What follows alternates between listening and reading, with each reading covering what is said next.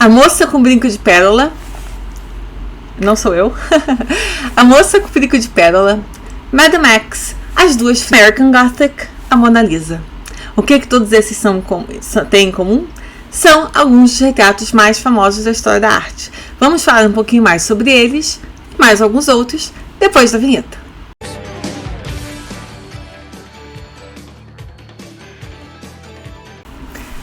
Oi, sou Amanda aqui novamente no Arte para Você e hoje vamos falar sobre alguns dos retratos mais famosos da história da arte. É claro que retratos são um gênero extremamente importante, conhecido, né, falado, é um gênero fundamental na história da arte, até porque vamos lembrar que fotografia é uma coisa bastante recente, smartphones e selfies nem se fala, e muitas das obras mais importantes da história da humanidade são retratos. Então eu decidi reunir aqui alguns sobre os quais eu já falei aqui em outros vídeos, alguns sobre os quais eu não falei, mas não vou se eu já falei é porque eu fiz análises mais profundas e cuidadosas. Agora eu vou fazer aqui um apanhado de alguns dos retratos de épocas diversas, de fases diversas, mas de alguns dos retratos mais famosos de todos os tempos da história da arte. Mas antes, vou, como sempre, pedir que vocês deixem o like e assinem aqui o canal para ajudar a divulgar o vídeo, a chegar a mais pessoas. E agora, vamos lá falar sobre alguns desses retratos tão importantes para a história da arte. Retratos são vastamente considerados para ser como a forma mais difícil de pintura e que demanda, né, de quem for fazer, uma capacidade de retratar a forma humana num nível extremo de detalhe. Retratos se focam em uma ou mais figuras humanas, né, sujeitos humanos, com a maior ênfase sendo colocada na parte superior do corpo, né, assim, da cintura para acima. Alguns dos mais importantes e famosos pintores da história tinham uma habilidade única de capturar a essência da emoção humana em um único retrato. Muitos artistas estudaram anatomia de forma muito profunda, científica mesmo, se esforçando para entender as nuances de cada mínima mudança de expressão. E a gente vai falar sobre alguns dos retratos mais famosos de todos os tempos, começando com o mais famoso, que é muito possivelmente a Mona Lisa, que não apenas talvez seja a obra de arte mais famosa de todos os tempos, como muito possivelmente o retrato mais famoso, além de ser o trabalho mais conhecido de Leonardo da Vinci. Essa pintura também é conhecida como Retrato de Lisa Gherardini e foi pintada em algum momento entre 1503 e 1519 em Florença, na Itália. Muito conhecida pelo seu extremo nível de detalhe e, obviamente, pela curiosa expressão no rosto dela. Desperta muita curiosidade em relação a essa obra é a questão, né, nunca muito totalmente bem resolvida, da identidade da mulher, ao mesmo tempo que as pessoas percebem que os seus olhos parecem ter uma habilidade de seguir o espectador, não importa de onde ele esteja parado olhando para ela, ou seja, parece que seja de onde for que a gente esteja, ela está olhando para a gente.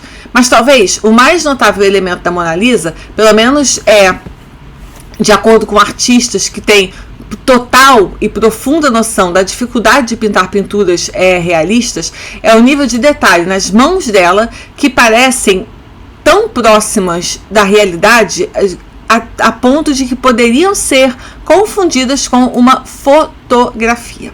A Mona Lisa está, né, como acho que quase todo mundo sabe, no Museu do Louvre, em Paris, e ela sozinha arrasta multidões para irem ao museu, né? Além do Louvre ser o maior museu do mundo, talvez o mais importante, a Mona Lisa sozinha já atrai uma multidão de gente. Depois, lembrando que eu tenho vídeo sobre a Mona Lisa, vou deixar aqui nos cards. Outra que eu também tenho vídeo sobre, A Moça com Brinco de Pérola, essa que já inspirou até um filme bem ruinzinho, aliás, do Vermeer. E é um dos retratos mais famosos de todos os tempos, pintado em 1655. Essa pintura é feita em óleo e retrata uma menina que está olhando de volta, uma moça, né, que está olhando de volta para o espectador com uma expressão que a gente também fica pensando muito o que ela quer dizer. Essa pintura também é conhecida pelo seu nível surreal de realismo e pela forma incrível como o Vermeer foi capaz de capturar todas as sutis variações entre luz e sombra. Muitos críticos e historiadores da arte ressaltam que os olhos da menina são uma das partes mais importantes do seu corpo, né, e consequentemente desse trabalho, enquanto eles estão fixados na gente de uma forma que é ao mesmo tempo curiosa, tem um que a gente percebe aqui um quê de encantamento, mas talvez um quê de provocação, uma ansiedade, talvez assim uma espera, uma antecipação de alguma coisa, uma curiosidade. Eu tenho um vídeo aqui sobre A Moça do Bico de Pérola, na qual eu falo um pouco mais sobre essa obra e também sobre interpretações com as quais eu concordo, que o Vermeer está falando também. Ao longo da história da arte, né, muitas vezes as mulheres eram retratadas sempre no papel, né, num papel bíblico ou mítico, né, ou no papel sempre da virgem ou da santa, num papel, né, de devoção, ou no papel da deusa, mas sempre uma coisa inatingível, inalcançável, distante, ou no papel, né, da musa, da pessoa, né, da figura adorada, amada, desejada. E aqui o Vermeer está botando uma menina normal, ninguém nem sabe quem ela é, normal no sentido de comum. Ela não é uma princesa, ela não é uma deusa, ela não é a virgem, ela não é uma santa, ela não é uma figura de devoção, ela não é uma figura transcendental, ela não é uma figura de outro plano, ela não é nada disso, ela é uma mulher comum, normal, qualquer uma ali, de qualquer dia, de qualquer uma pessoa que estava ali vivendo a vida dela normal, na rua, uma pessoa qualquer do povo, uma pessoa anônima. Não se sabe o nome dela até hoje, ninguém tem a mais vaga ideia concreta, realmente, ninguém bate o martelo de quem seja essa menina, ela pode até ser, né, e ninguém específico, mas ela olha pra gente também com... Tem ação ali, é um olhar ativo, então eu acho que ele está colocando ali ela como alguém que deseja, sabe? Não apenas alguém que é desejado. Eu acho que ele está falando alguma coisa sobre o desejo feminino também, o papel ativo da mulher, né, nas relações, no desejo, como alguém que também quer, como alguém que também deseja, como alguém que também tem vontade. Então, se você tiver um pouquinho mais de interesse, você vai ali no vídeo que eu vou deixar aqui nos cards para a gente poder estender essa conversa sobre essa obra que é tão cativante, né, assim, tão misteriosa e enigmática ao mesmo tempo. E uma coisa que é bastante interessante é que a beleza, né, e os traços da menina são ainda mais destacados porque o fundo é totalmente preto, não tem nada no fundo, né, então a gente só olha mesmo para ela. O próximo é um retrato que tem várias figuras aí, né, que é As Meninas, do Velázquez. E no momento em que na época em que essa pintura foi feita, graças a essa obra, As Meninas, o Velázquez consolidou a sua fama, né, a sua reputação de o maior pintor vivo, e essa obra recebeu, digamos assim, né, não um título oficial, mas foi conhecida como um dos mais belos trabalhos, né, uma das mais belas obras feitas em todos os tempos. Ele aqui pintou a infanta Margarita Teresa, que tinha então 5 anos, era filha do famoso rei Filipe IV da Espanha e Mariana de Áustria.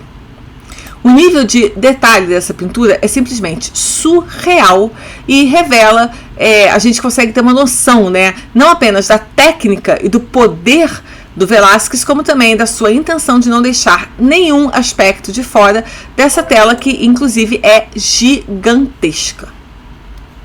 E essa pintura mostra uma cena cotidiana da família real, entre outros personagens que fazem parte ali da corte, do círculo próximo, né, do rei e da sua família, e cada personagem é mostrado fazendo alguma coisa, engajado com algum outro, todo mundo tem uma ação, de forma que essa é uma pintura que tem muito movimento, muita vida, e a gente tem essa noção de muitas coisas acontecendo ao mesmo tempo. E dá a gente, assim, né, uma pequena... A gente consegue ter, assim, uma pequena... olhada, né, assim, na vida da família real, de uma forma que uma pessoa comum jamais teria acesso se ele não tivesse feito esse conduíte entre nós e eles. Ele também coloca ele mesmo dentro da pintura, e enquanto a infanta é a figura central desse trabalho, um elemento importante é a questão de que o rei e a rainha estão dentro da pintura ao mesmo tempo que fora de foco. Eu tenho um vídeo aqui só sobre As Meninas, que eu falo sobre esse jogo de espelhos. Essa é uma pintura extremamente complexa, então ela tem muitos muitas questões de ponto de vista, quem está dentro, quem está fora, o que o Velázquez está pintando, o que ele está vendo, o espelho lá atrás, enfim. Não dá para me estender nesse vídeo aqui, então vou deixar também o link aqui nos cards, porque quem quiser saber mais especificamente sobre essa obra, tem um vídeo dedicado somente a ela. O retrato de Adele Bloch-Bauer, o primeiro, A Mulher Dourada, de Gustav Klimt. Ele pintou 2 retratos dela, os 2 são extremamente famosos, mas esse aqui, né, a Woman in Gold, acho que talvez seja o mais famoso, e é sobre ele que a gente vai falar um pouco aqui agora. Aliás, eu tenho que fazer um vídeo sobre a Adele Bloch-Bauer, estou devendo. Retratos oferecem uma coloração tão exuberante e um simbolismo tão maravilhoso quanto a pintura do Gustav Klimt, chamado Retrato de Adele Bloch-Bauer I. Essa obra foi terminada em 1907 e apresenta aqui a Adele Bloch-Bauer, que era a mulher do Ferdinand Bloch-Bauer, que era um conhecido industrial e homem de negócios durante o início do século XX na Áustria. Essa pintura também era conhecida como The Woman in Gold, né, a Mulher Dourada, devido ao seu altíssimo, né, grau de tons dourados por toda a pintura, que pareciam, no primeiro momento, até ser meio demais, assim, né, deixava as pessoas até meio chocadas, os artistas e outros artistas e críticos da época. Esse trabalho oferece uma enorme variedade de diferentes formas nas quais a luz brinca com a superfície do ouro, com suas diferentes características, tonalidades de brilho e reflexão da luz e reflexo da luz. Esse trabalho ganhou um enorme nível de fama e notoriedade depois que foi roubado pelos nazistas durante a Segunda Guerra. Anos depois, a família da Adele entrou numa disputa com o governo austríaco para conseguir os direitos de volta sobre a pintura. Uma próxima, a mãe do Whistler, do James McNeill Whistler. Eu também tenho um vídeo só sobre essa pintura, então eu vou deixar aqui nos cards. E é uma das obras mais importantes e mais conhecidas da história americana, e não apenas, né, do mundo, que é o retrato da mãe do artista, né, que é o retrato da mãe do Whistler's Mother. Pintada em 1871, esse trabalho mostra a mãe do artista, que está num momento de luto, enquanto ela está usando preto, ela está toda de preto, que significa que ela estava de luto, e ela tem uma expressão muito sombria no seu rosto, que já está envelhecido. Essa pintura é conhecida pela habilidade do artista de retratar um senso tão profundo de emoção e sentimento, sendo que a pessoa, né, no caso o retratado, estava apenas de lado, ou seja, a gente nem o rosto dela inteiro vê, e também por ser a mãe, né, do artista. Então, ele está falando aqui, né, sobre a intimidade que ele tem com a mãe, a capacidade que ele tinha de perceber a sua mãe no estado, né, de melancolia, de luto. É uma pintura que reflete sobre o amadurecimento, sobre a velhice, sobre a solidão da velhice, a solidão do luto, como o luto é uma experiência muito individual, né, como por mais que você esteja próximo, você não vivencia o luto pela outra pessoa, você não sabe como a outra pessoa vivencia o luto, como certas experiências realmente são absolutamente individuais, né? Ninguém sabe o que é até ficar velho, de fato, você não sabe o que é ficar velho, até você experimentar o luto, de fato, você não pode descrever, né, o luto, você não pode viver por outra pessoa, você não pode envelhecer por outra pessoa.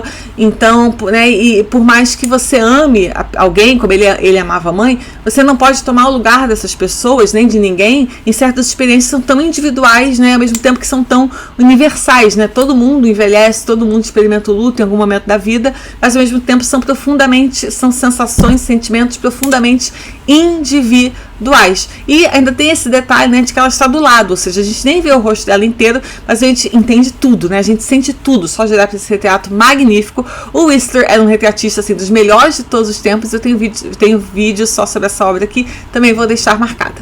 Da Madame X, do John Singer Sargent, um dos meus ídolos, meus heróis. E o Sargent foi um artista americano que ganhou muita fama por seus trabalhos e retratos extremamente realistas durante a segunda metade do século XIX. O seu trabalho, né, o retrato chamado O Retrato da Madame X, capturou os corações dos amantes da arte ao longo do tempo por sua beleza delicada e também pela sua história de polêmica lá quando ela foi feita. Eu tenho uma série aqui sobre as obras mais polêmicas de todos os tempos, eu falo sobre a Madame X e eu tenho vídeo também sobre o John Singer Sargent, mais de um, vou deixá-los linkados aqui também. Esse homem merece tudo e mais um pouco, então descubram, entendam mais sobre ele, e eu falo lá também sobre a Madame X. Do casal Arnolfini, do Jan van Eyck. Esse trabalho foi completo, né, foi terminado em 1434 e já era popular, inclusive, em sua época. E essa pintura também é conhecida pelo nível de detalhe, de técnica e de textura e realismo que aparece aqui. E esse trabalho, acredita-se, que retrata um casal italiano de mercadores, ou seja, eles seriam da burguesia, dentro de sua casa. E, inclusive, acredita-se que esse casal, inclusive, era um casal que ganhou dinheiro, é um casal burguês, né? Eles ganharam dinheiro com comércio, eles ganharam dinheiro com o próprio trabalho, e era importante para eles mostrarem a sua casa para mostrar como eles ascenderam socialmente. Como eles não eram da nobreza, eles não vieram ao mundo, né? Não chegaram ao mundo, à vida, com nada, né? Eles tiveram que construir, que conquistar ao longo do tempo. Então, para isso era importante que eles mostrassem o seu sucesso. Então, chamaram um artista para registrar a sua casa. Inclusive, a cama tem muito destaque, né? E ter uma cama era um objeto de altíssimo luxo na época. Ter uma cama, assim, né, destinada somente a dormir, com lençol, com travesseiros. Então, faz sentido que eles quisessem mostrar que eles tinham uma cama tão bonita, tão bem, né, ornada, porque era mostrar que eles ascenderam, que eles ganharam dinheiro, que eles conquistaram alguma coisa. Ao mesmo tempo que esse tecido verde que ela está usando era caríssimo. Então, ela querer mostrar que ela tinha aquele tecido era para eles deixar, simbolizava a importância para eles de deixar registrado a ascensão social e o seu sucesso financeiro, ao mesmo tempo que uma certa insegurança da burguesia que ganhava muito dinheiro, mas que não tinha acesso ao mesmo nível de prestígio social que a nobreza tinha pelo simples fato de ser nobreza. Retrato de Pablo Picasso, feito por Juan Gris. Esse já é aqui um pouquinho diferente. E esse aqui é um retrato cubista. E o Juan Gris pintou, né, o Picasso, aí, o principal agente da Revolução cubista, numa forma cubista, mas ao mesmo tempo ele retratou o Picasso de uma forma assim meio relaxada, né, assim, ele está meio de costas, e oferecendo ao espectador uma imagem que incorpora níveis profundos, assim, né, níveis contrastantes e que vão ficando mais e mais profundos de cor e de contraste de luz. Ela foi terminada em 1912, é considerada uma das mais famosas do Gris, que era muito amigo do Picasso.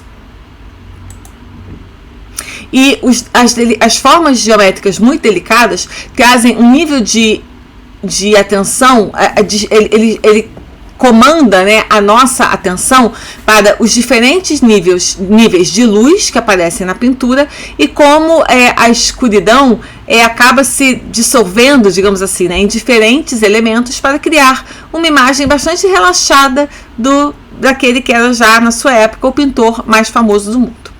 A próxima, American Gothic, de Grant Wood. Essa é uma imagem que todo mundo também já viu e é considerada uma das imagens mais importantes e conhecidas da história americana, não apenas da arte americana, né, mas da iconografia americana, e mostra duas figuras muito sérias e solenes em frente a um celeiro, né, bastante modesto. Pintada em 1930, essa obra é um óbvio, né, um evidente testemunho, né, até um registro da dureza que a população americana enfrentou durante a Grande Depressão de 1920. E é um exemplo perfeito do realismo social na arte. Primeiro, ele desenhou a casa e depois ele usou o seu dentista e a sua filha como modelos, né, para essa figura de um pai e uma filha que estão ali de forma bastante diligente ali em frente ao seu celeiro, né, da sua fazenda. E essa pintura aqui, ela não está apenas falando da dureza que a população americana enfrentou durante a Grande Depressão, mas ela também está falando da importância do trabalho como um valor central da população dos Estados Unidos, né? Não apenas o trabalho ligado à questão do dinheiro, que é óbvio que é muito importante, não só para os americanos, para todo mundo, mas para os americanos também, mas o trabalho como um valor central na cultura, na identidade norte-americana. O trabalho no sentido de você ser produtivo, de você ocupar o seu tempo, de você colaborar com a sua comunidade, de você fazer pelo outro. Lembrando que os Estados Unidos são um país protestante, né? E a ética protestante é muito centrada, né, no valor do trabalho. Pode ser um trabalho voluntário, pode ser um trabalho na igreja, pode ser um trabalho para ajudar os pobres, pode ser cortar grama, pode ser tirar neve, pode ser ordenhar os animais, mas pode ser cozinhar para os seus vizinhos, mas assim, a centralidade do trabalho, da identidade norte-americana, na cultura norte-americana, você ter orgulho do trabalho, seja o que for que você faça, né? Você ter orgulho de ser produtivo, você ter orgulho de ajudar os outros, você ter orgulho de fazer parte de uma comunidade colaborativa, o senso de associativismo que os Estados Unidos têm, a responsabilidade individual de você fazer, não esperar que o outro faça, de você produzir, de você ser um indivíduo que constrói alguma coisa. Então ele também está falando, né, da centralidade do trabalho como valor para a cultura americana e para a identidade dos Estados Unidos. Acabou se tornando uma das imagens sobre os Estados Unidos, sobre o povo americano, mais conhecida de todos os tempos. Esses foram alguns dos retratos que eu trouxe aqui para né, fazer uma pincelada de alguns dos retratos mais importantes de todos os tempos. Claro que tem muitos outros que podem ser trazidos para cá. Espero que vocês tenham gostado desse vídeo. Aguardo vocês no próximo. Como sempre, peço mais sugestões de temas, artistas, obras, o que vocês gostariam que eu falasse aqui. E obrigada pela companhia. Tchau!